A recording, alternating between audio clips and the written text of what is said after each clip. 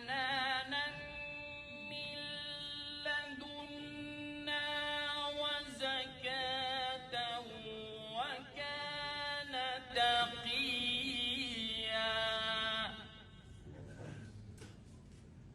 وبرا بوالديه ولم يكن جبارا عصيا.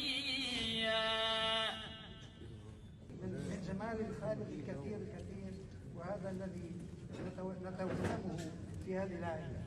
نسأل رب الإله أن يتغمد حبيبنا الذي انتقل على رجاء من هذه الحياة للحياة الثانية، وأن يكون هناك ناظرا إلينا مصليا لنا لكي نتحمل هذا المصاب، ولكنه انتقل وغادر هذه الدنيا، ولكنه يبقى في القلوب حاضرا، يبقى في الضمير والوجدان موجودا، وهو معنا يصلي اليوم كما نصلي نحن.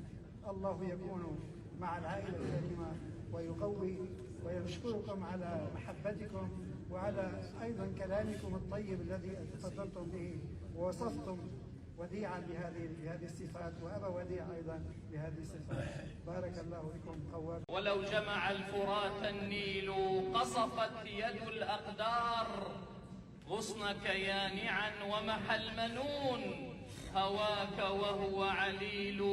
قف بي يا أبا وديع، قف بي تجاه ضريحه واندب فقيدا للكرام سليل.